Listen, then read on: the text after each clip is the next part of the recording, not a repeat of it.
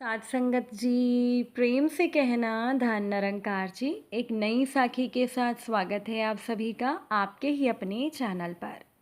आज की साखी का विषय है निस्वार्थ भाव से की गई सेवा कभी व्यर्थ नहीं जाती। चलिए सुनते हैं आज की ये साखी।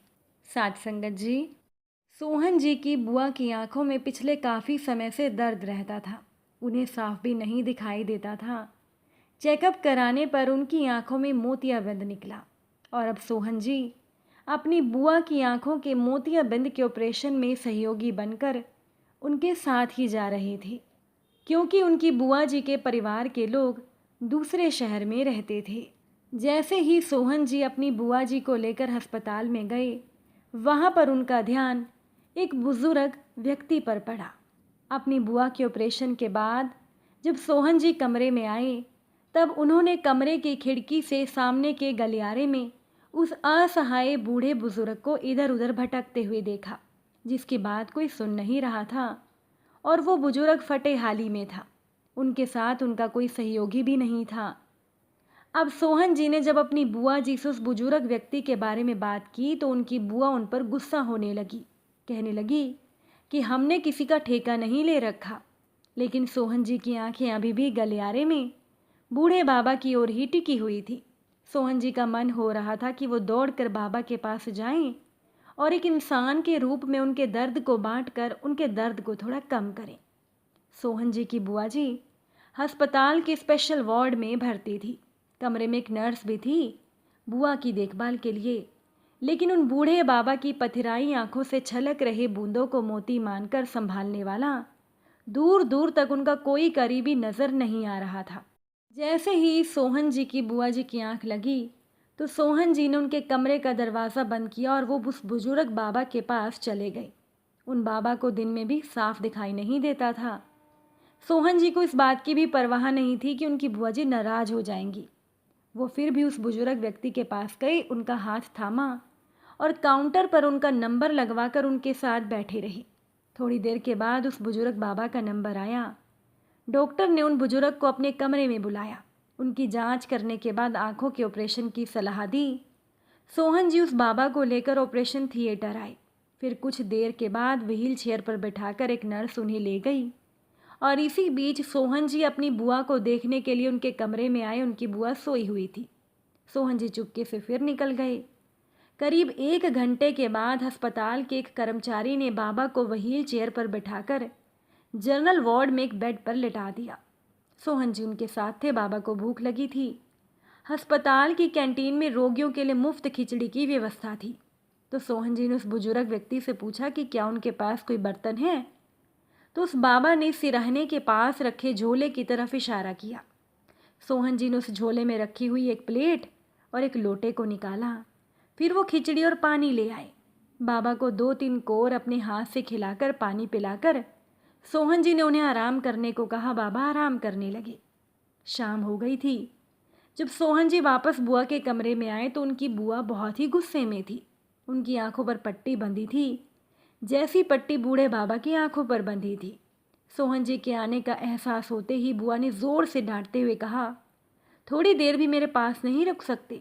मेरी देखभाल करने के लिए आए हो या मस्ती करने आए हो? चलो घर पर तुम्हारे पिता को सारी बात बताऊंगी। अब चूंकि गलती सोहन जी की थी, इसीलिए अपनी बुआ की बात को उन्होंने बिना किसी प्रतिक्रिया के चुपचाप सुना। बुआ की देखभाल में लगी हुई नर्स अपनी ड्यूटी अच्छे से कर रही थी। बुआ को किसी तरह की परेशानी नहीं थी। लेकिन सोहन जी को चिंता थी अभी भी जनरल वार्ड में उस बुजुर्ग बाबा की, जिनके आसपास कोई नहीं था, कोई अपना नहीं था। और उस वार्ड में स्पेशल वार्ड की तरह नर्स की ड्यूटी भी नहीं थी। एक कर्मचारी बीच बीच में सब रोगियों को देखकर जाता था। सोहन जी को फिर उस बूढ़े बाबा की चिंता सताने लगी। रात के 9 बज रहे होंगे। सोहन जी जनरल वार्ड में गए और बाबा का हाल चाल लिया। वो ठीक थे। सोहन जी ने बाबा से पूछा कि आपको कोई परेशानी तो नहीं या किसी चीज़ की ज़रूरत हो तो मुझे बताइए। बाबा ने सिर हिलाकर मना कर दिया। थोड़ी देर उनके पास बैठने के बाद सोहन जी वापस आ गए। अगले दिन सुबह सुबह बुआ जी को डॉक्टर के पास ले जाया गया। उनकी आंखों की पट्टी हटाई गई और एक काला चश्मा लगाकर सारी हिदायतों का पालन करने की बात कहकर उनको छुट्टी दे दी गई। अब सोहन जी की पहली बस 11 बजे के करीब थी अपनी शहर की। अब बुआ जी के आदेश का पालन करते हुए उन दोनों ने कैंटीन से हल्का नाश्ता किया और ओपीडी हॉल में बैठ गए। पर सोहन जी का ध्यान अभी भी बूढ़े बाबा पर लगा था। सोहन जी ने अपनी बुआ जी से कहा, मैं अभी आता हूँ। इसके बाद वो जनरल वार्ड में उस बाबा के पास चले गए। चिकित्सक ने करीब 10 बजे बाबा की आंखों पर से पट्टी हटाकर काला चश्मा पहनने की और सभी सावधानियों को बरतने का निर्देश दिया। बाबा को भी छुट्टी दे दी गई। वो बाबा जनरल वार्ड के गलियारे में फर्श पर बैठे थे। सोहन जी भी उनके पास जाकर बैठ गए। बाबा बोले कि एक गिलास पानी पिला दो बेटा।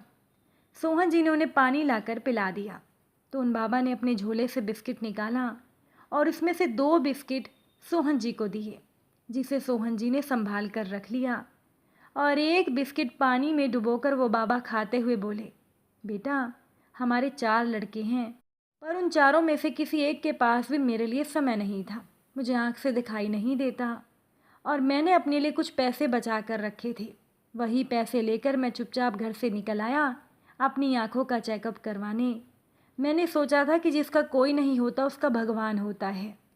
और ना जाने बेटा तू कहाँ से आ गया। तू तो मेरे लिए भगवान से भी बड़ा है। और अब मेरे आँखों की रोशनी पहले से साफ़ हो गई है। और पता नहीं बेटा तू मुझे कहाँ से मिल गया, तू तो भगवान जैसा लगता है। मेरा एक काम और कर दे बेटा। सोहन जी ने हाँ में कहा, बोलिए बाबा। बूढ़े बाबा ने अपनी बात रखी कि मुझे मेरे शहर वाली बस में चढ़ा दे। सोहन जी ने हामी भर दी और वो बाबा को धीरे धीरे टहलाते हुए मुख्य सड़क पर ले आए और एक उनकी बस में जाकर बिठा दिया।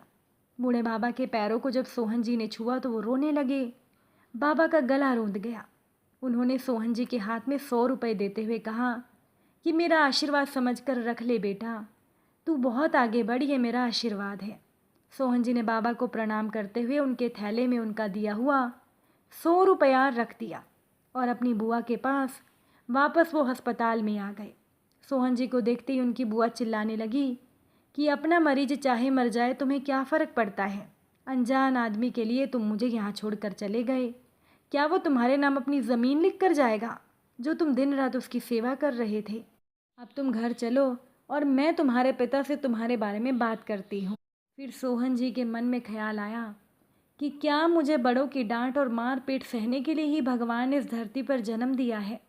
फिर अगले ही पल उनके ध्यान में आया कि उनकी ज़िंदगी में मुसीबतें अधिक समय के लिए टिकती क्यों नहीं। कहीं बूढ़े बाबा जैसों का आशीर्वाद इन्हें टिकने नहीं देता। खैर जो भी हो, सोहन जी को जो सही लगा उन्होंने वही किया और उस बूढ़े बाबा का आशीर्वाद देखिए, सोहन जी ने अपनी ज़िंदगी में आगे चलकर खूब तरक्की की और उनके जीवन में किसी चीज़ की कभी कमी नहीं आई। साथ संगत जी, निस्वार्थ भाव से की गई सेवा का फल इंसान को ज़रूर मिलता है। अगर आज की ये साखी आपको अच्छी लगी हो, वीडियो को लाइक शेयर ज़रूर कीजिएगा। आप सभी से फिर मुलाकात होगी नई साखी और नए विचारों के साथ। साथ संगत जी प्यार से कहना, धन निरंकार जी।